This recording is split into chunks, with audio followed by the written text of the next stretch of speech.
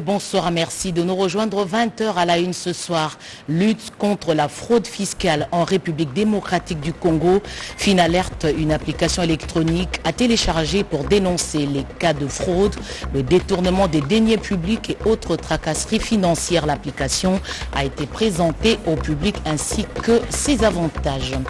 Menace du djihadisme dans la partie est de la RDC. La question est prise au sérieux dans la région des Grands Lacs. Les parlementaires de la CIRGEL se réunissent bientôt à Nairobi pour une réponse appropriée contre ce phénomène. Et puis, pénurie de carburant à Mujima et bientôt la fin de la crise.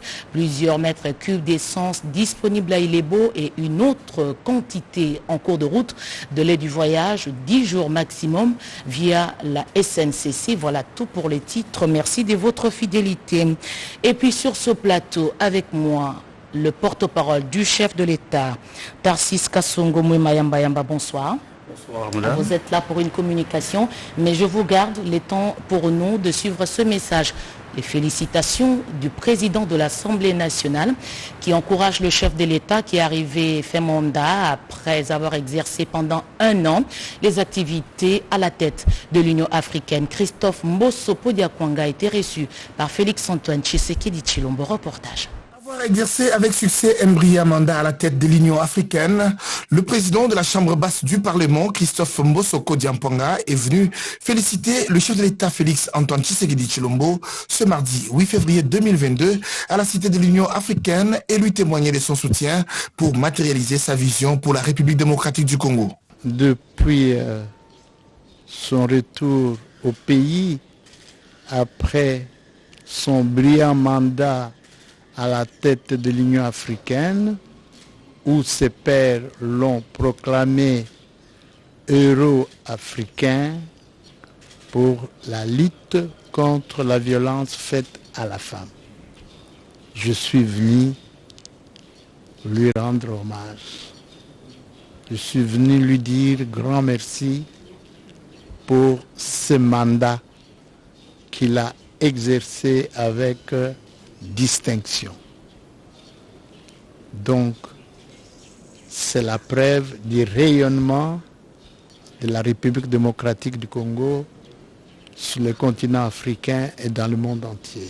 L'occasion faisant le larron, Christophe Mbosso Diakwanga était également porteur d'un diplôme spécial d'honneur ordre perpétuel des personnalités légendaires d'Afrique, décerné au patriarche Étienne Tshisekedi Wamulumba d'heureuse mémoire par l'université de Kinshasa qu'il a remis au président Félix-Antoine Tshisekedi. Comme on dit, à tout seigneur, tout honneur, je suis venu lui remettre en sa qualité d'héritier légitime du feu patriarche Étienne Tshisekedi Wamulumba, les diplômes d'honneur et les prix d'excellence qui a été décerné au feu patriarche Étienne Tshisekedi Wamulumba par le membre de la faculté de droit lors de journées scientifiques organisées en mémoire du 5e anniversaire du feu Étienne Tshisekedi Wamulumba. J'ai remis ces prix au chef de l'État sa qualité d'héritier légitime. Le président de l'Assemblée nationale a présenté la situation du pays et rassuré au président de la République du bon fonctionnement de son institution. Possible arrivée dans les prochains jours à Kinshasa du secrétaire général des Nations Unies dans le cadre du suivi des accords d'Addis Abeba. L'ambassadeur de France l'a précisé à la presse après un échange avec le chef de l'État. Aujourd'hui, ils ont également évoqué le sommet UAUE. Autre chose, la coopération entre la RDC et la Chine existe depuis 50 ans. Des manifestations sont prévues pour marquer ce jubilé d'or selon l'ambassadeur de Chine, également reçu par Félix-Antoine Tshisekedi. Les balais diplomatiques ce mardi 8 février 2022 à la Cité de l'Union africaine. Le président de la République Félix-Antoine Tshisekedi Tshilombo a reçu dans son bureau de travail tour à tour l'ambassadeur de la République populaire de Chine en République démocratique du Congo, Jung Jing, et celui de la République de France en RDC, Bruno Aubert. 50 ans après, la coopération bilatérale entre la République démocratique du Congo et la République populaire de Chine reste au beau fixe, a indiqué l'ambassadeur de la Chine en RDC. Nous sommes au début de l'année 2022 qui marque le 50e anniversaire de la normalisation des relations diplomatiques entre la RDC et la Chine. Donc j'ai discuté avec le chef de l'État pour penser ensemble les manifestations qu'on pourrait organiser durant l'année pour commémorer cet événement important. Nous avons aussi passé en revue notre coopération avec un bilan très positif pour l'année 2022 qui est marqué par un record des échanges commerciaux, aussi par de nouveaux projets qui se sont réalisés. J'ai aussi réitéré durant l'entretien la disponibilité de la Chine à accompagner la RDC dans l'accomplissement de ses ambitions, surtout sur le plan d'amélioration des infrastructures. Le profil à l'horizon du sommet Union européenne-Union africaine était sur la table des échanges entre le chef de l'État Félix Tshisekedi et Bruno Aubert, ambassadeur de la République française en RDC. La France a réitéré sa disponibilité de travailler avec la République démocratique du Congo. Ce qui était au premier plan, ce sont les prochaines échéances diplomatiques. Il y a eu évidemment le sommet de l'Union africaine, la présidence sortante de l'Union africaine. Se profile à l'horizon le sommet Union européenne-Union africaine. La visite du secrétaire général des Nations Unies probablement à Kinshasa pour le mécanisme de suivi de l'accord d'Addis Abeba. Cette coopération se porte très bien. Nous avons vraiment des projets dans toute une série de sujets qui sont importants pour les Congolais. L'augmentation des engagements de l'AFD, je ne peux pas être très précis, mais on a un horizon de 100 millions d'euros et puis ensuite tout ça est mouvant parce que ça dépend aussi des projets qui sont consommés en instruction et des nouvelles décisions qui pourraient avoir lieu. À en croire l'ambassadeur de la France en RDC, son pays, par le truchement de l'Agence française de développement AFD, s'est dit prêt à appuyer la RDC dans le secteur de la santé et de l'éducation. Comme annoncé en ouverture, avec moi sur ce plateau, le porte-parole du chef de l'État, Tarsis, bonsoir. Bonsoir. Vous avez une communication de la présidence de la République. C'est tout à fait ça. Oui. La présidence de la République tient à informer la population concernant les récents événements ayant conduit à l'interpellation du conseiller spécial du chef de l'État en matière de sécurité. Il s'agit d'une affaire relevant de la sûreté de l'État. Une matière de ce genre est de la compétence exclusive de l'Agence nationale des renseignements ANR. Il n'est pas dans les habitudes de ce service de communiquer sur ses activités. Toutefois, dans l'état actuel des choses, on peut affirmer que les enquêteurs disposent d'indices sérieux attestant d'agissements contre la sécurité nationale. Les enquêtes se poursuivent et les investigations s'effectuent à différents niveaux.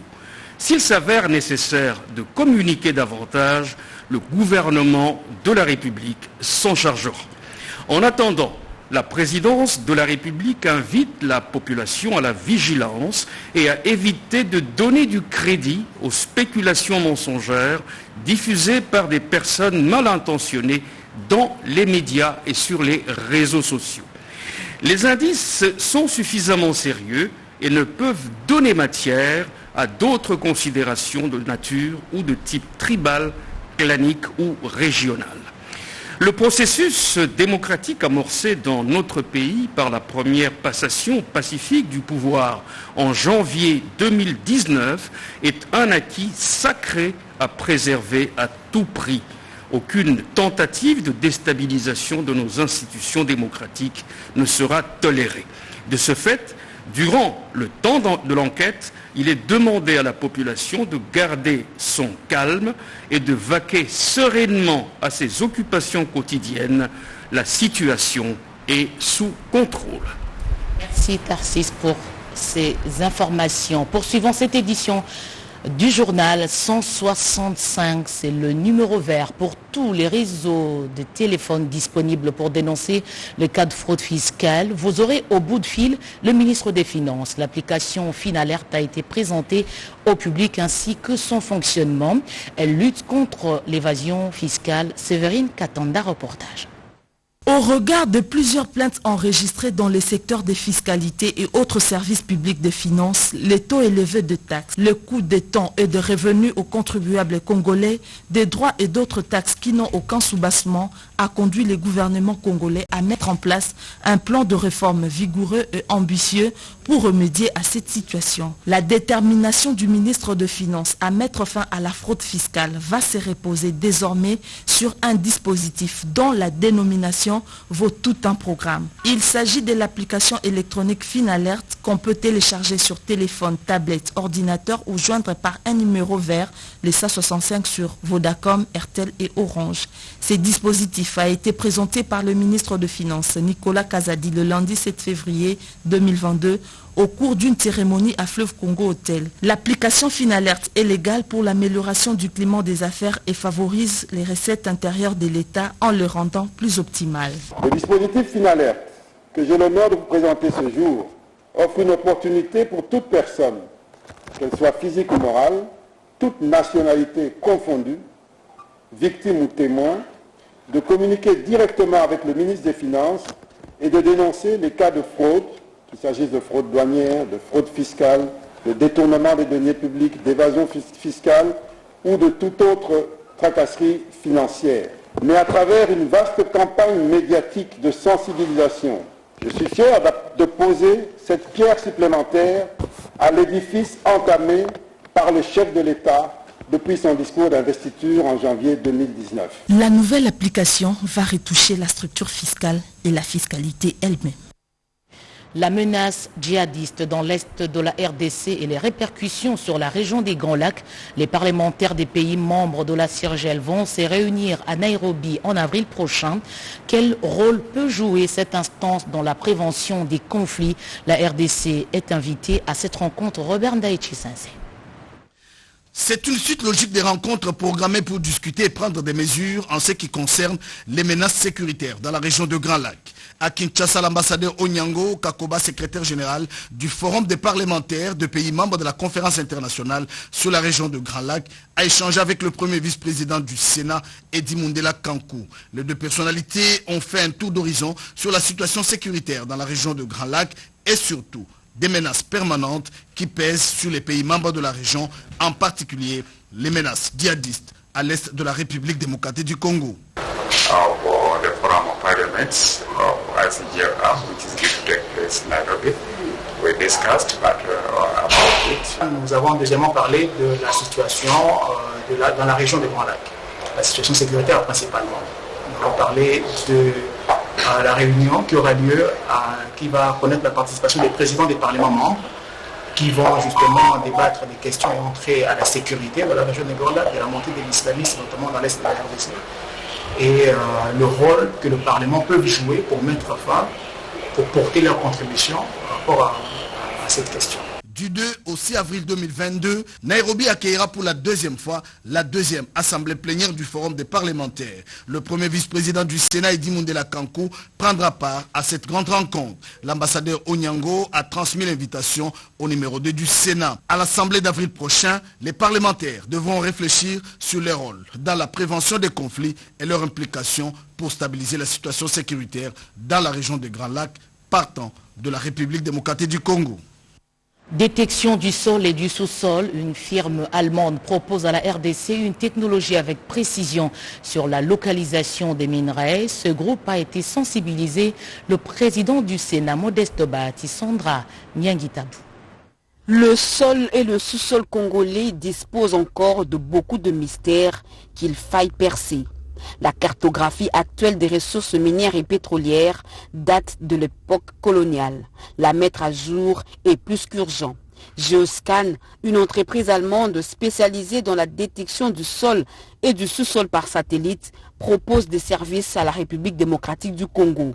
Et le président du Sénat, Modeste Bahati Lukwebo, qui a reçu le sénateur allemand Osterwan Manfred George à la tête de la délégation, s'est montré très intéressé par cette expertise. Nous sommes venus aujourd'hui présenter au président du Sénat la technologie que nous avons et offrir nos services à votre grand pays. Il était très intéressé. Nous avons suggéré un partenariat qui va faire gagner beaucoup à la RDC. Avec nos méthodes, nous pouvons aller sonder jusqu'à une profondeur de 10 km, que ce soit sur des lieux où l'on a déjà découvert des mines ou des lieux non encore découverts. Notre méthode est à la fois rapide et elle n'est pas aussi chère que les méthodes conventionnelles. Donc pour un pays large qui a autant de ressources comme la RDC, c'est une méthode idéale. Nous offrons le même service aux sociétés privées afin de donner de la précision à la fois aux entreprises privées qu'au gouvernement à quels endroits il faut creuser. Nous sommes en train de faire tourner 50 projets en ce moment, principalement pour le pétrole et le gaz et pour les électrominéraux, tels que le cuivre, le lithium, le manganèse et le cobalt. Nous sommes impliqués dans des projets au sud de l'Afrique et à l'ouest de l'Afrique. Et en Asie du Sud-Est, nous sommes dans de très larges projets. Modeste Bahati Lukwebo a salué la démarche tout en reconnaissant que cette exploitation va aider le pays à décourager les entreprises minières qui roulent quelquefois le gouvernement en sous-estimant le stock de réserves mis à leur disposition au détriment de la République. La RDC, pays solution dans la transition écologique, cette structure Geoscan allemande voudrait s'installer chez nous cette année pour se lancer dans la fabrication des batteries électriques. Son directeur général a présenté le projet au chef du gouvernement Jean-Michel Samalukonde Pati Tondouan. La délégation de Geoscan, firme allemande spécialisée dans l'exploitation de la terre au moyen de la télédétection, a exprimé au Premier ministre Jean-Michel Samalukonde Kyenge son désir d'investir en République démocratique du Congo au cours de cette année 2022. Conduite par son directeur général Olivier Eberg, cette firme compte également offrir son service au gouvernement congolais en matière de fabrication des batteries électriques. Pour la première fois, on a démontrer notre technologie et qu'est-ce que ça peut faire une différence pour le développement du pays, du Congo. Et on a décidé de continuer au détail avec tous les ministères. Et nous avons discuté d'ouvrir un Geoscan du Congo ici et de nous y installer et de revenir de plus et de plus. Nous sommes dans un secteur du remote sensing. Comment est-ce que ça veut dire? Le sondage à distance. On analyse des photographies du satellite et avec nos mêmes technologies et arithmiques. Les algorithmes. On est possible de trouver tous les matériaux jusqu'à 10 000 mètres de profondeur. Ça peut être hydrocarbons. Les hydrocarbures. Et ça peut être de l'or. Ça peut être des minéraux. Spécialement pour faire des batteries pour le futur. Électrique. Geoscan dispose d'une technologie de pointe pour le scannage de la Terre. Autre chose, lancement à l'Issala de l'opération d'immatriculation des agents publics de l'État. Ils adhèrent automatiquement à la SENSAP pour garantir une retraite digne. Opération lancée par le vice-premier ministre, ministre de la fonction publique, Jean-Pierre Liao. Nadine Kilocho, Mastadjabou, reportage. De lancer officiellement les opérations d'immatriculation des agents publics au régime de sécurité sociale de la SENSAP dans la province de la Mongala. Les agents publics de l'État de l'administration déconcentrée de la province de la Mongala peuvent désormais obtenir leur carte d'adhésion à la Caisse nationale de sécurité sociale des agents publics de l'État, SENSAP. Le lancement officiel du processus d'immatriculation à la SENSAP a été effectué par le vice-premier ministre, ministre de la fonction publique, Jean-Pierre Liao à l'Issala, en présence des autorités provinciales et des chefs de division. De convier tous les agents publics concernés à répondre à cet appel afin de pouvoir chacun se munir d'une carte de sécurité sociale.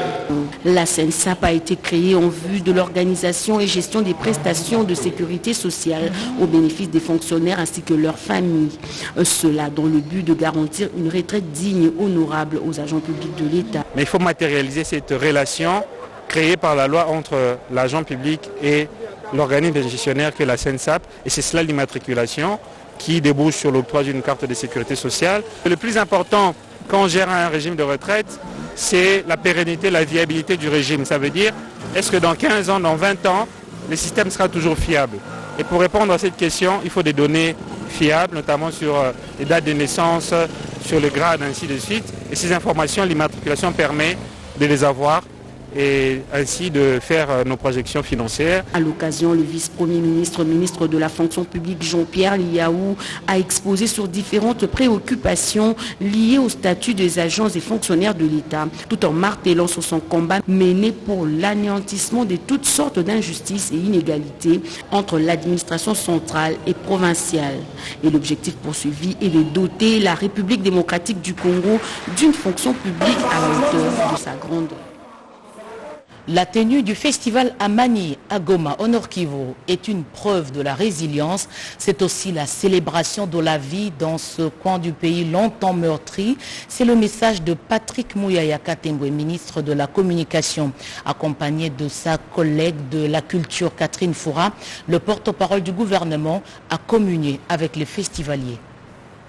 Le gouvernement congolais dans ses grands rendez-vous de la paix par la musique et l'entrepreneuriat, le ministre de la Communication et Médias, porte-parole du gouvernement, a nommé le festival Amani comme un véritable cadre de résilience, de compassion et de solidarité qui contribue au changement du narratif.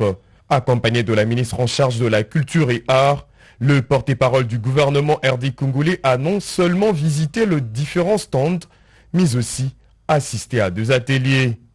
Pour Patrick Mouyaya Katembwe, le festival a manié justement la célébration de la vie, la preuve de la résilience et qu'au-delà de tout, la vie continue. Ce n'est pas la première fois que le ministre de la Communication et Médias, porte-parole du gouvernement, assiste à ces festivals dans la ville de Goma au Nord Kivu, un coin de la RDC qui a longtemps été meurtri par la violence.